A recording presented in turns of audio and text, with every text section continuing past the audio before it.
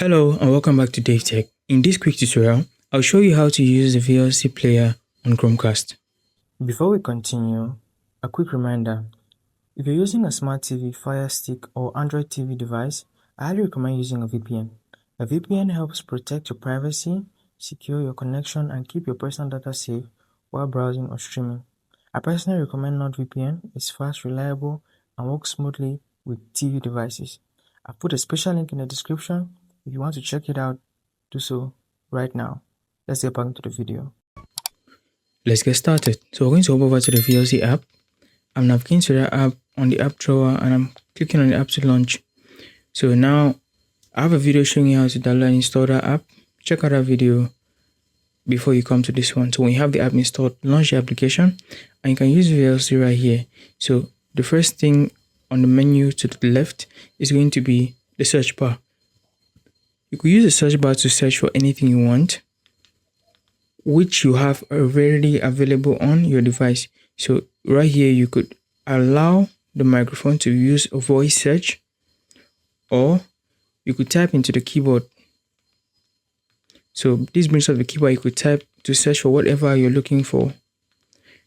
And now that's out of the way, you can see the video category. If you click on that, you find all the videos accessible to VLC.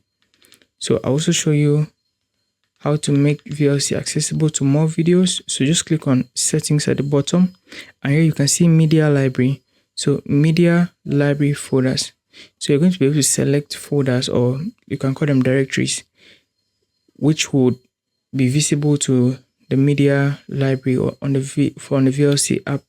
So if I just click on media folders, you see what is selected here is my storage, internal memory. And it has 14 subfolders.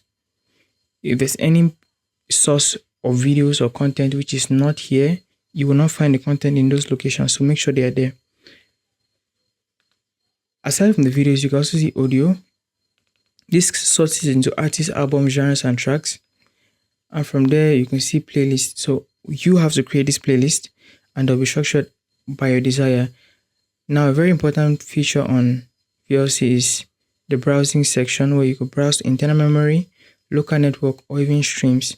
So you could add a stream link and browse content from there. So that's a very important feature of VLC. And to use it, just go over to streams, input your stream link with this keyboard, and then click on enter to search. That will load up the stream link and you can access the media from there. So this is about to check the version of the application, and also you could look at the settings. On settings, as I showed you, you could remap the folders that are visible, the content that's visible. You could also look at hardware acceleration, network permissions as well, and if you choose to, you could have playback history. So this will save all media played in the history section. So everything you've ever played on the device will pop up in the history section. So basically, that's it for this video. Extra settings are also there. These are the basics you can tweak around for the display and how VLC shows, the interface, subtitles, equalizer, parental controls as well. But there are also some advanced settings such as network caching value, HTTP user agent. You could create and restart the application from here in the app, and also settings concerning application data, such as being able to copy databases to an external storage route. But those are advanced settings. So that's it for the VLC app. If you found that insightful, subscribe to the channel and I'll see you in the next video.